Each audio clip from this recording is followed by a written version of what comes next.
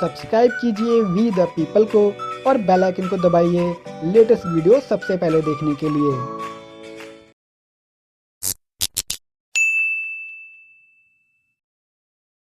एक वायरस जो कि दुनिया के 187 देशों में फैल चुका है, लोगों को इन्फेक्ट कर चुका है और लोगों की जान ले चुका है।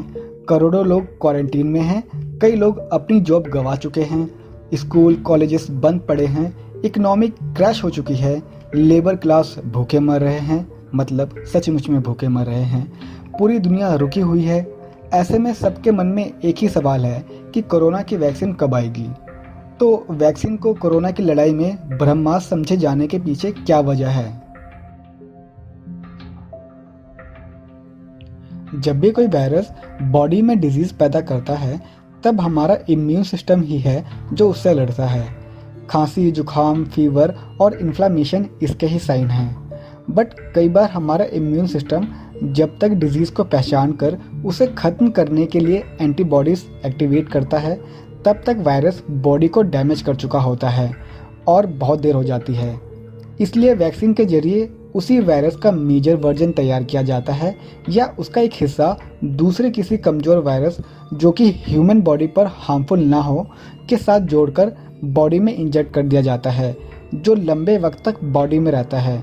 इसके बाद जब कभी ओरिजिनल वायरस बॉडी में एंटर करता है, तब हमारा इम्यून सिस्टम उसे तुरंत पहचान लेता है और उसे तुरंत ख़त्म कर देता है।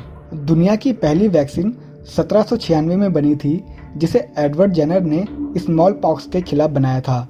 इसका एक्सपेरिमेंट एक 8 साल के बच्चे पर किया गया, जो कि कामयाब रहा। मोटे तौर पर वैक्सीन डेवलपमेंट की 2 स्टेजेस होती हैं। पहली, प्री क्लिनिकल डेवलपमेंट स्टेज, जिसमें लैब में वैक्सीन का कंसेप्ट डिज़ाइन, एवोल्यूशन और एनिमल पेट ट्रायल शामिल है।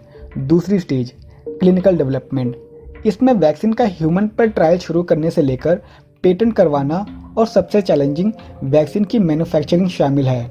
इन सब प्रोसीजर को पूरा करने में कम से कम 1 साल लगता है और मैक्सिमम 11 से 12 साल भी लग सकते हैं। हाल ही में इबोला की वैक्सीन बनने में 12 साल लग गए।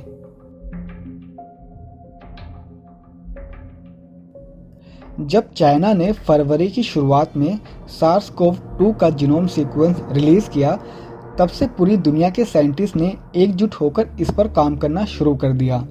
दुनिया की 90 से ज़्यादा कंपनीज आज की डेट में वैक्सीन बनाने में जुटी हुई है और इस पर इतने रेवोल्यूशनरी तरीके से काम किया गया है कि जिस काम को सालों लगते हैं, उसे कुछ महीनों में ही सफल बना लिया गया।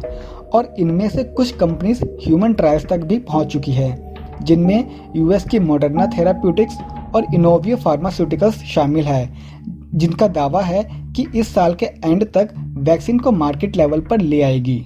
वहीं चाइना से कैंसिनो बायोलॉजिक्स और शेंजन जिनो इम्यून मेडिकल इंस्टीट्यूट भी इस साल के एंड से पहले वैक्सीन प्रोवाइड करने का दावा कर रहे हैं। इनके अलावा ब्रिटेन की ऑक्सफोर्ड यूनिवर्सिटी के जेनर इंस्टीट्यूट ने भी अप्रैल के एंड में ह्यूमन ट्रायल शुरू कर दिया है और अपनी वैक्सीन पर इतना भरोसा है कि मई जून में ही इन्होंने Indian company serum institute of India के साथ मिलकर वैक्सीन के बड़े लेवल पर प्रोडक्शन को शुरू करने का ऐलान कर दिया है।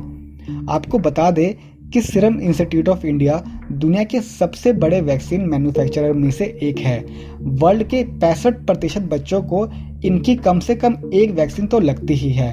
SII के CEO अडारसी पूनावाला ने NDTV को दिए अपने इंटरव्यू में बताया कि जब तक वैक्सीन का क्लिनिकल ट्रायल पूरा होकर इसके पेटेंट और सर्टिफिकेशन का काम पूरा होगा, तब तक सितंबर-अक्टूबर में इनके पास मार्केट में उतारने के लिए लाखों डोजेस होंगे।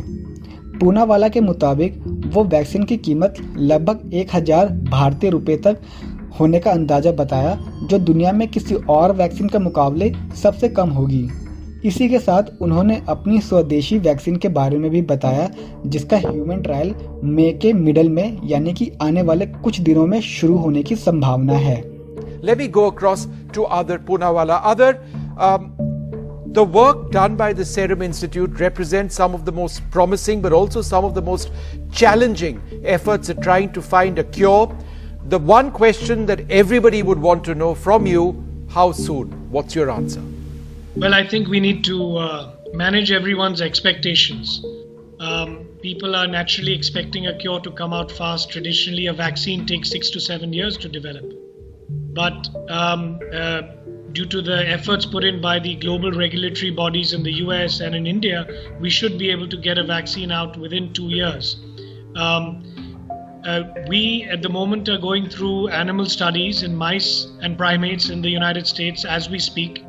And hopefully in 2 months we'll have a good candidate to go into human trials, and then maybe a year after that to prove that a vaccine actually is safe and efficacious both.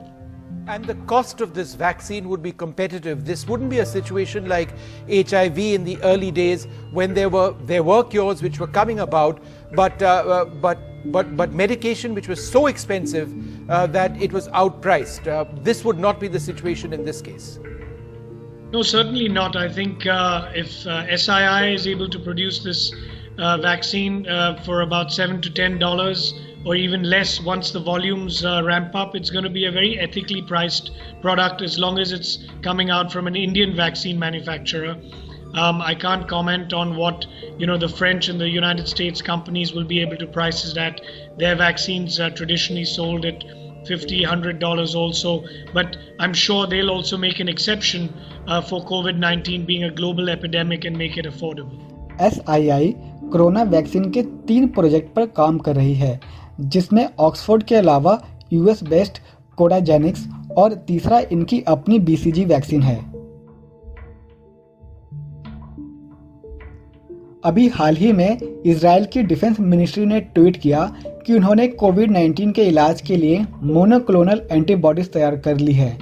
America के national cancer institute के मुताबिक monoclonal antibodies एक तरह का lab-made protein है जो कि दुश्मन सेल से जाकर चिपक जाता है और उसे ख़त्म कर देता है।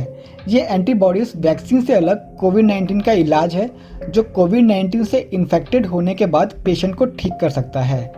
ये कारनामा IBR ने किया है जो कि इजराइल के डिफेंस मिनिस्ट्री के अंडर काम करता है। ये एक सीक्रेट एजेंसी की तरह काम करती है।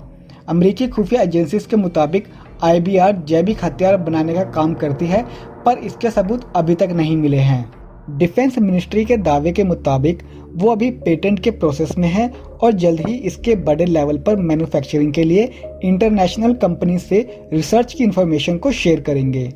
अब ये दावा कितना सही है इसकी पड़ताल करना मुश्किल है, क्योंकि IBR अपनी कोई भी इंफॉर्मेशन पब्लिश नहीं करता और इसकी इंफॉर्मेशन का सोर्स सिर्फ इजराइल की डिफेंस मिनिस्ट्री ही है।